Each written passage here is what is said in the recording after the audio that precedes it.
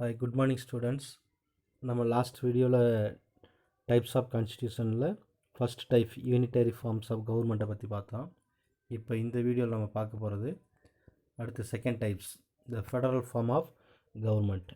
The classification of governments into unitary and federal is based on the nature of relations between the national and the regional governments. அதாவது national governments தேசிய அரசாங்கத்திற்கும் இந்த regional governments அதாவது மாநில அரசுன்னு சொல்லலாம் அல்லது பிராந்திய அரசுன்னு சொல்லலாம், ரெண்டுக்குள்ள ரிலேஷன்ஷிப்பை பற்றி தான் நம்ம பார்க்க போகிறோம். அதுதான் இந்த ஃபெடரல்ஸ்.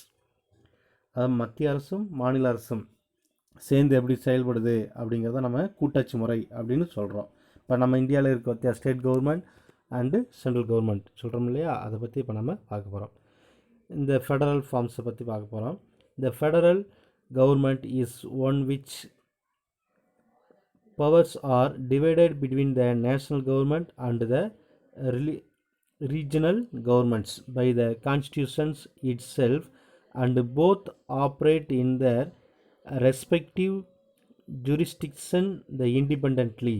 அதாவது ஒரு மத்திய அரசாங்கமும் சரி மாநில அரசாங்கம் சரி தனது எல்லைக்குட்பட்டு the regional governments the constitution itself தங்களுக்குள்ளாகவே ஒரு வரைமுறைக்குட்பட்டு நம்மளை ஆட்சி செய்து கொள்வது இந்த ஃபெடரல் கவர்மெண்ட் அப்படின்னு சொல்கிறாங்க. இந்த ஃபெடரல் கவர்மெண்ட் மெத்தட் எங்கெல்லாம் இருக்குது அப்படின்னு கேட்டோம்னா USA, Switzerland, Australia, Canada, Russia, Brazil, Argentina have the federal form of governments. In a federal model, the national governments is known as the federal government or the central government or the union government. அதாவது இந்த federal மாடலில் பார்த்து நம்மளுடைய தேசிய கவர்மெண்ட்டை எப்படி சொல்லலாம் அப்படின்னம்னா சென்ட்ரல் கவர்மெண்ட் மைய அரசாங்கம் சொல்லலாம், அல்லது இந்த மத்திய அரசாங்கம் யூனியன் கவர்மெண்ட்னு சொல்கிறான், அதாவது நேஷ்னல் கவர்மெண்ட்டை பொறுத்த வரைக்கும். அடுத்து ரீஜினல் கவர்மெண்ட் இருக்கு இல்லையா, national government and regional governments. அந்த regional government is known as the state government or the provincial government, அதாவது மாநில அரசு அல்லது மாகாண அரசாங்கம் அப்படின்னு சொல்லலாம். இந்த ஃபெடரல் கவர்மெண்ட்டில் இருக்கக்கூடிய மெரிட்ஸ் அண்ட் டிமெரிட்ஸை பற்றி இப்போ நம்ம இந்த வீடியோவில் பார்க்கலாம். இந்த merits reconciliations of local autonomy with national unity. இது என்னது அப்படின்னா லோக்கல் அட்டானமி உள்ளூர் சுயாட்சி முறைக்கு இது ஒரு நல்ல வாய்ப்பாக இருக்குது. அதாவது மாநில அரசுகள் அவங்களே ஆண்டுக்கலாம் அப்படிங்கிறதுக்கு இது ஒரு நல்ல எடுத்துக்காட்டாக இருக்கும்.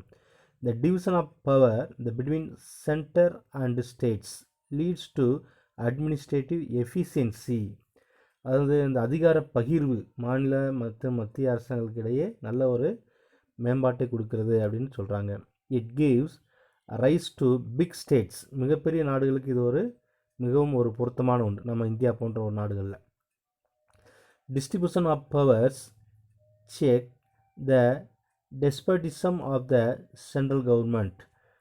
அதாவது அதிகாரங்கள் பகிர்க்கப்படுவதால் அரசாங்கத்தினுடைய அந்த டெஸ்பாட்டிசம் சர்வாதிகார முறைங்கிறது குறைக்கப்படுகிறது. More suitable for bigger countries. மிகப்பெரிய நாடுகளுக்கு பூராமே பொருத்தமானது. It is good for economic and cultural progress. இது ஒரு பொருளாதார மற்றும் பண்பாட்டு முன்னேற்றங்களுக்கு ஒரு நல்ல ஒரு வழிவகுக்கிறது. அடுத்து டிமெரிட்ஸை பற்றி இப்போ நம்ம பார்க்க போகிறோம். டிமெரிட்ஸ் இதனால் ஏற்படக்கூடிய விளைவு, அதாவது தீமைகள் என்னென்ன அப்படிங்கிற. த federal government is weaker when compared to the unitary government. அதாவது ஒற்றையாட்சி முறையோடு ஒப்பிட்டு போகும்போது இது ரொம்ப பலவீனமானது அப்படின்னு சொல்கிறாங்க. த federal government is more expensive. அதிக செலவினம் கொண்டது. த ப்ரொவின்சியல் டெண்டன்சிவ்ஸ் ஆர் வெரி காமன். அதாவது பிராந்திய போக்குகள் தான் பொதுவாக, அதாவது மாநில அரசு தனக்கு தேவையானது மட்டுமே பார்க்கும், சுய இதாக பார்த்துக்கிறோம், சென்ட்ரல் கவர்மெண்ட்டுக்கு ஒத்துழைப்பு கொடுக்காது அப்படின்னு சொல்கிறாங்க. அவங்கவுங்க விருப்பத்தை மட்டுமே பார்த்துக்குருவாங்க அப்படின்னு சொல்கிறாங்க. அடுத்த lack of uniformity and administrations, அதாவது நிர்வாக முறைகள் வந்து சரியாக ஒரே மாதிரி இருக்காது. இப்போ காஷ்மீரில் ஒரு மாதிரி இருந்தால் தமிழ்நாட்டில் ஒரு மாதிரி இருக்கும், குஜராத்தில் ஒரு மாதிரி இருந்தால் அங்கிட்டு மத்திய பிரதேசத்தில் ஒரு மாதிரி இருக்கும். அது மாதிரி அட்மினிஸ்ட்ரேஷன் வந்து மாறும், ஒரே யூனிஃபார்மிட்டியாக இருக்காது அப்படின்னு சொல்கிறாங்க. அடுத்து இந்த த்ரெட் டு நேஷ்னல் யூனிட்டி, அதாவது ஒரு தேசிய ஒருமைப்பாடு இருக்காது அப்படின்னு சொல்கிறாங்க.